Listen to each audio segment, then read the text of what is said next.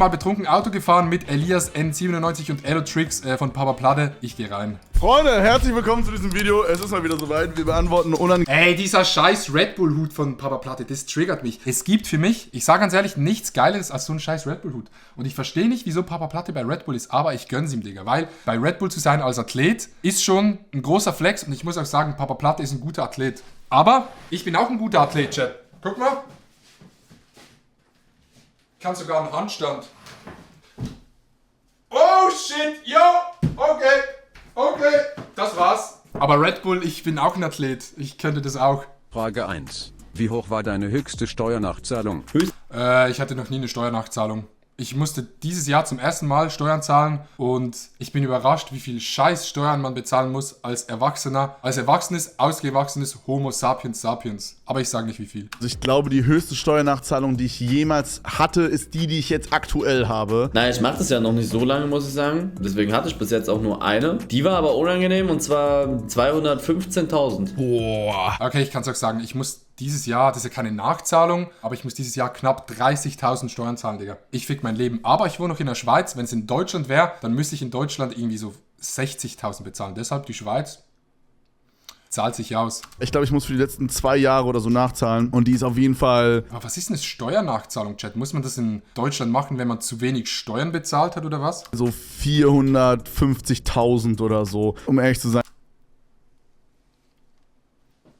Das ist ja nix. Dann weiß ich nicht den genauen Wert, weil meine Mom sich darum kümmert. Aber so roundabout. 2021 lief deutlich besser als geschätzt. Deshalb ist die Nachzahlung dementsprechend. Ach so, das ist eine Nachzahlung. Das heißt, du bezahlst Anfangsjahr Geld ein, so viel wie du denkst, und dann musst du am Ende Jahr das begleichen, so viel wie es ist. Wenn du zu viel einbezahlt hast, bekommst du es zurück. Und wenn du zu wenig einbezahlt hast, dann musst du nachbezahlen. I guess. Aber ich bin kein Steuerexperte. Noch gar nicht so lange her, da habe ich mit der Steuerberaterin telefoniert. Schwarz vor Augen ist mir geworden. 860.000 für 2020.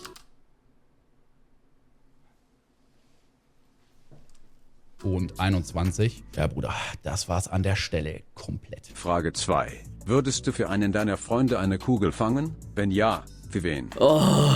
Das ist ein tough one. Boah, würde ich für einen meiner Kollegen eine Kugel fangen? Boah, das ist wirklich eine schwierige Frage. Also, wenn ich ganz, ganz ehrlich bin, Chat, ich glaube, am Ende des Tages würde ich, das klingt hart, würde ich mein Leben, ich weiß nicht, Digga, aber ich glaube, am Ende des Tages würde ich mein Leben nicht über ein Leben von meinem Kollegen stellen. Also kommt drauf an, wenn du eine Bullet catcht und nicht dabei stirbst, ist es etwas anderes. Aber wenn du die Bullet catchst und stirbst für einen Kollegen, ich glaube, sowas macht man vielleicht nur für seine eigenen Kinder. Aber am Ende des Tages hat ja der Mensch immer noch so einen Instinkt, dass er selber überleben will. Deshalb würde ich jetzt mal sagen, nein. Aber ich liebe meine Kollegen trotzdem und schenke ihnen manchmal was zum Geburtstag, wenn ich den Geburtstag nicht vergesse, Chat. Also, wir sind ja hier ganz ehrlich. Wenn ich dafür sterben würde, dann nicht. Bei Familie wäre es nochmal was anderes. Bei Freunde, beste Freunde. Aber ist doch so, Digga, wenn du selber stirbst, ist ja dumm. Ja, sorry, Milo im Chat, Digga, du würdest einfach sterben. Ich sag's, wie es ist.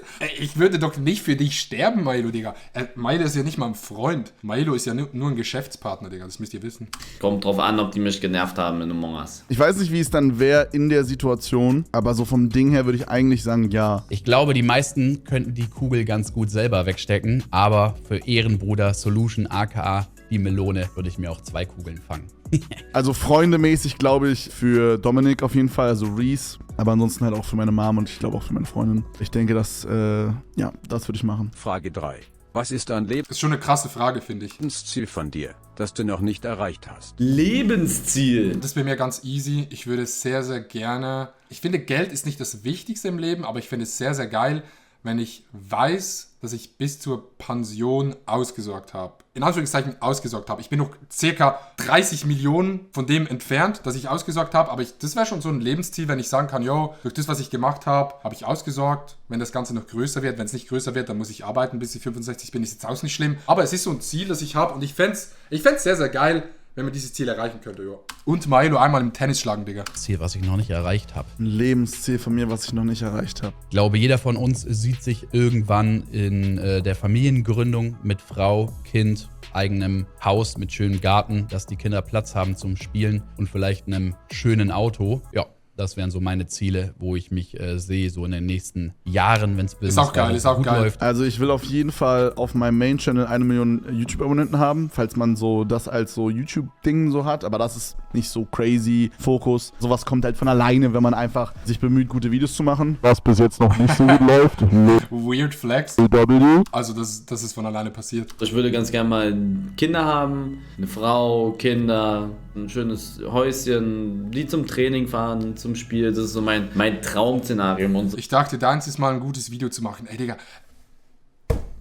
Ich probiere doch...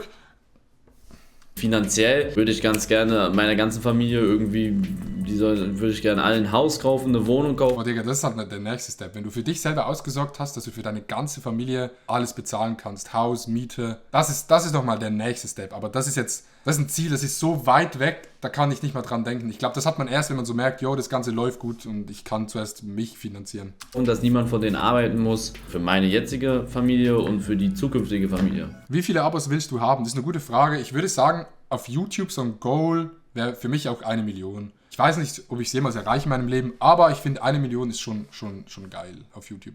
Ja, ansonsten denke ich, ist so ein richtig krankes Goal, einfach ein Haus zu bauen oder zu kaufen und dann mit Freundinnen und vielleicht auch irgendwann später Kinder oder so und auf jeden Fall ein Dorf runter einzuziehen. Das ist so ein huge Goal und ich möchte auf jeden Fall mehr von Asien sehen. Also ich war ja schon zweimal mit Nee, Digga, Asien, da bin ich komplett raus. aber ich will auf jeden Fall nochmal hin. Ich will nach Thailand, ich will unbedingt nach Tokio. Ja, das sind so die Goals, die ich habe. Ziel Nummer 1 sollte immer sein, dass man glücklich ist, erfüllt das, was man macht, mit Leidenschaft macht, Spaß dran hat. Ja, das sind und die natürlich Basics. auch gesund bleibt. Das sind die Basics, die Mario Musch bemeint Everest. Das sollte eigentlich Priorität Nummer 1 bleiben. Ne? Alles andere ist nebensächlich in meinen Augen. Gesundheit ganz wichtig und richtig. Wenn mein Sohn sich um nichts mehr Gedanken machen muss oder meine Tochter oder so oder meine Mutter oder mein Vater oder Bruder, Schwester, sowas. Ja. Frage 4. Was war dein letzter Not My Proudest Fab-Moment? Digga, was? Was?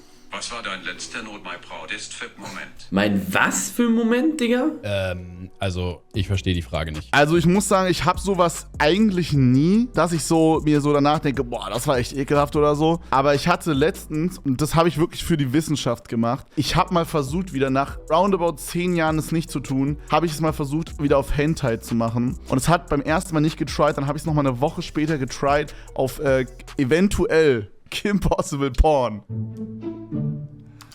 Kimberly and Kim Possible, die am Anfang der Serie schätzungsweise 15 bis 16 Jahre alt ist Cheerleader, welche die Footballmannschaft der Middletown High School, die Mad Dogs, anfeuert. Und es hat funktioniert.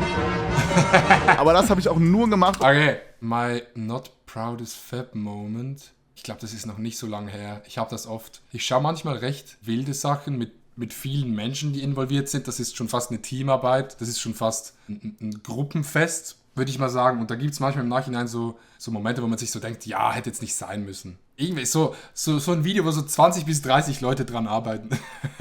Um zu gucken, ob es noch funktioniert. Das war was für die Wissenschaft. Frage 5. Gibt es jemanden in deinem Freundeskreis, den du zwar tolerierst, aber nicht wirklich magst? Nein, weil dann wäre er nicht in meinem Freundeskreis. Nee, tatsächlich nicht. Also ich habe mir eigentlich vorgenommen, Ich verstehe die Frage nicht. Jemand, den du tolerierst, aber nicht wirklich magst. Ich würde sagen Milo, Hannah, Elia, Philo, Mauri und Yoshi. Also alle meine Freunde.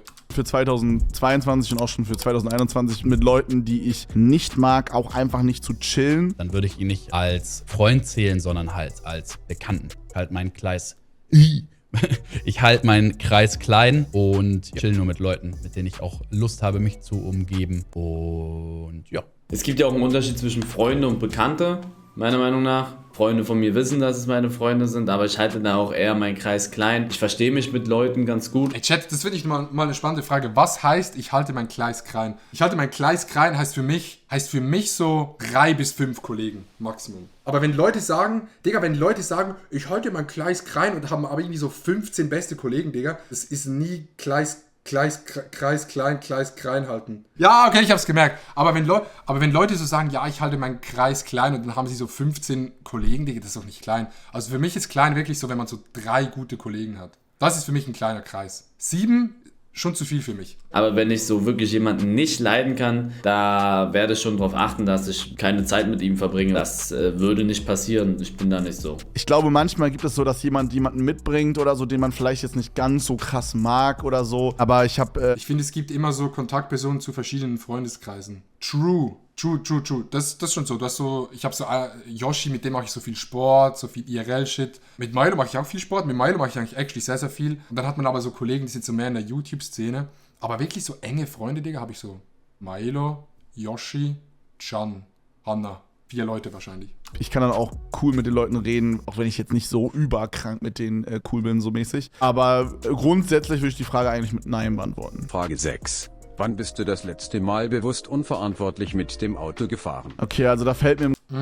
Wir haben heute ein Video gefilmt mit Milo in Bern und wir haben GeoGuessr in Real Life gespielt und ich musste da Milo irgendwo hinfahren. Milo hatte eine Augenbinde auf und ich bin da eventuell über Rot gefahren und wurde dabei von einem Paparazzi aus Blech geblitzt. Ich weiß nicht, was mit mir passiert. Ich hoffe, ich habe den Ausweis noch, Digga. Da muss ich sagen, habe ich eine sehr klare Meinung. Jeder, der besoffen, bekifft oder weiß ich nicht, irgendwas anderes Auto fährt, ist ein absoluter Dummkopf. Du kannst dabei draufgehen natürlich, aber was auch genauso schlimm ist, du kannst natürlich von anderen das Leben zerstören. Kennt ihr aus der Kinderüberraschung diese kleinen Plastik-Matchbox-Autos so mäßig? Minus 250 Franken. Okay, ich sage ehrlich, 250 Franken kann man mal verkraften, aber wenn der Ausweis für einen Monat weg gewesen wäre, Digga, das wäre Pain gewesen. Ja, damit fahre ich gerne rum, weil auch immer noch in meinem Alter kein Führerschein gemacht. Bitte keine Kommentare darüber droppen. Digga, es fuckt mich so brutal. Das ist jetzt schon ein paar Monate her und das habe ich auch leider erst gemerkt, als ich dann schon am Fahren war. Wir hatten den Tag davor extrem viel getrunken und also ich bin eigentlich jemand, ich trinke wirklich nicht über den Durst. Auf jeden Fall musste ich jeden nächsten Morgen relativ früh aufstehen, so um 8 oder 9 und wir hatten so bis 4 Uhr gesoffen und ich hatte wahrscheinlich noch... Nee, es geht mir nicht darum, dass 250 Franken wenig ist, aber es geht mir darum,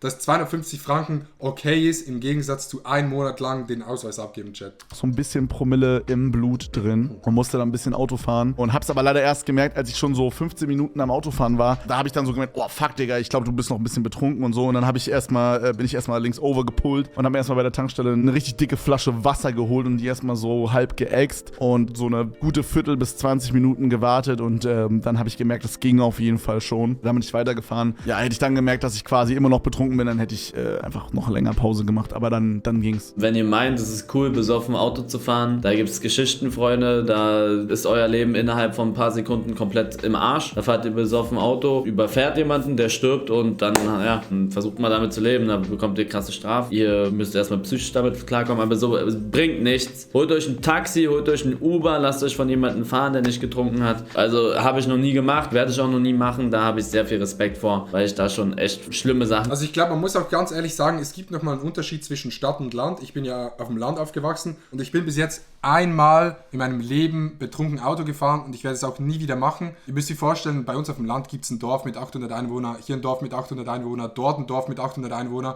und ich kann es zu 100% verstehen, wenn man in einer Stadt Taxi fährt und nicht betrunken Auto. Auf dem Land sollte man auch nie betrunken Auto fahren, aber ich glaube, jeder, der auf dem Land aufgewachsen ist, hatte schon mal irgendwie mit so 16 oder 18 den Moment, dass man mit dem Mofa unterwegs war oder mit dem Auto und dann gedacht hat, ja komm, ich fahre jetzt noch diese 3 Kilometer ins Nachbarsdorf mit so 25 km/h, so, dass wirklich nichts passiert. Es ist richtig dumm, keiner soll es machen, aber ich kann mir vorstellen, dass der eine oder andere auf dem Land das schon erlebt hat. Ansonsten muss ich sagen, fahre ich relativ verantwortungsvoll Auto. Ihr könnt euer ganzes Leben, das sehen viele Leute, ihr könnt euer ganzes Leben... Also ich will das nicht relativieren, dass es auf dem Land weniger schlimm ist als in der Stadt, aber ich kann verstehen, wieso das auf dem Land öfters passiert und wieso auf dem Land dann auch öfters Leute sterben, weil sie betrunken Auto fahren und irgendeinen Unfall bauen. Einfach in einen Baum reinfahren, Digga. Einfach so krass und von anderen zerstören, wenn ihr sowas macht. Dumm. Immer konzentriert fahren oder dann fahrt, dann lasst euch fahren oder so. Aber habe ich noch nie gemacht, werde ich auch nie machen. Frage 7. Was ist deine größte Sorge aktuell bzw. wovor hast du gerade am meisten Angst? Dass der Bitcoin-Kurs weiterfällt. Kappa, wappa, schnapper. Boah, also so eine richtig dumme Angst ist, dass jemand bei mir einbricht. Oh, meine größte Sorge. Aber das macht eigentlich gar keinen Sinn, weil bei mir gibt's nichts zu holen, basically. Ich wohne gerade in einem Keller, der aussieht wie fucking Garbage. Ich glaube, da sind schon so deepere Probleme gemeint, aber davon würde mir jetzt keins einfallen. Ich bin echt sehr happy. Meine Eltern werden immer älter, dass die irgendwann nicht mehr da sind. Sonst geht es mir eigentlich wirklich gut. Es ist ein bisschen deep, aber vielleicht ist noch eine weitere Angst, dass ich so nie wirklich zu 100% zufrieden werde mit meinen Videos und mit den Dingen, die ich mache. Weil ich in so einem Loch war, jetzt so das letzte halbe Jahr, wo ich nie so richtig zufrieden war mit den Dingen, die ich gemacht habe. Aber ich arbeite übelst krass da dran und es wird immer besser. Und je weniger ich mich quasi sorge um sowas, desto besser werden wiederum die Videos, desto weniger mache ich mir dann Sorgen. Weißt du, was ich meine? Das ist so eine positive Spirale, die ich quasi nur selber so ein bisschen... Den Punkt fühle ich sehr. Meine größte Angst, würde ich sagen, ich glaube so ein bisschen deeper rein, ist, dass einmal das Mental Health versagt. Das ist so ein bisschen meine Angst, weil ich weiß, dass ich anfällig bin oder anfällig sein könnte. Und ich merke das manchmal, wenn ich zu viel gearbeitet habe, dass dann mein Kopf nicht mehr so ganz funktioniert oder dass man dann plötzlich so irgendwie negative Gedanken hat und so. Meine größte Angst ist es, dass ich einmal irgendwie viel zu viel mache oder alles zu viel wird und dann mein Kopf sich denkt, nee, du bekommst jetzt eine fette Depression oder so. Und davor habe ich Angst, aber daran arbeite ich auch und probiere so seit 2-3 Monaten viel mehr Sport zu machen, einfach wirklich mal einen Tag frei zu nehmen, wirklich mal was mit Freunden zu machen, sich hinsetzen, aufzuschreiben, wofür man dankbar ist. Sehr, sehr geiler Lifehack. Einfach mal hinsetzen und aufschreiben, wofür man dankbar ist. Aber ich glaube, den Punkt fühlen viele Leute heutzutage. Das gerade mit dem Job, mit allem, was auf der Welt passiert, Druck, Leistung, bla bla bla in der heutigen Zeit, dass da der Kopf und das Mental Health einmal versagt und vor dem habe ich so ein bisschen Angst und hoffe, dass es nie eintritt. Fuck, jetzt wurde es deep, Digga. Wirklich, ich habe sehr Angst davor, was ist, wenn irgendwas jemandem aus meiner Familie passiert. Das ist so das, Ja, okay, so Familie, Gesundheit, bla bla bla, das sind so Basic-Sachen. wovor ich am meisten Angst habe. Oh, und ich glaube, dass so Familie irgendwie Erkrankungen bekommt oder Freunde oder so. Ich glaube, das ist so der Klassiker. Ich habe so ein bisschen Sorge, was den Gaming-Markt angeht, weil irgendwie kommt immer ein Pepega-Game nach dem nächsten raus, ne? Irgendwie haben die AAA-Studios einfach verlernt, geile Spiele zu machen. Das ist meine kleinste Sorge, Digga. Story-Games, ne? Mit Elden Ring haben sie mich mal wieder richtig abgeholt. Aber ich mache mir, was der Gaming-Markt angeht, einfach ein bisschen Sorge, dass nicht mehr so geile Games wie damals rauskommen. Dass vielleicht die Zeit der richtig geilen Gaming-Industrie vielleicht vorbei ist. Aber ich kann mich auch irren und ich hoffe, ich irre mich. Und ja, nächste Frage. Frage 8. Wer ist die berühmteste Person, die du kennst? Die bekannteste Person, die ich kenne, kennen ist jetzt übertrieben, aber man kennt sich, würde ich sagen, ungespielt. Ich würde sagen, ungespielt ist die bekannteste Person.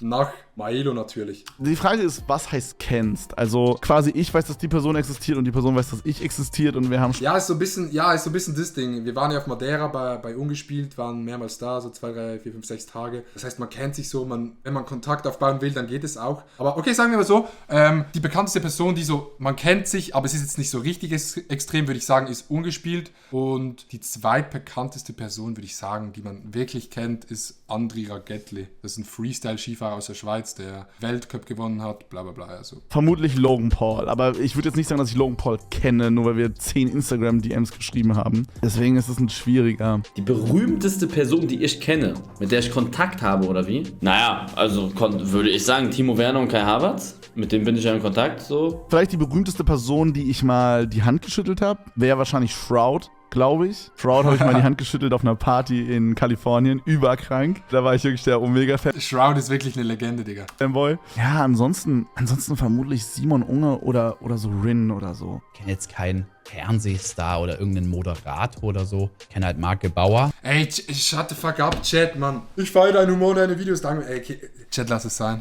Ne? Den kennt ja so ziemlich jeder, aber wahrscheinlich nicht jeder persönlich. Ne? Den würde ich schon als mittlerweile ziemlich berühmt einordnen. Und natürlich den lieben, mit der Rolex-Krone im Gesicht ausgestatteten Montinhos, aka Monte, der Allerechte. Aber ja, jemand Bekannteres würde mir jetzt nicht einfallen. Frage 9. Würdest du sagen, du gehst gut mit deinem Geld um? Also das ist, da Ja.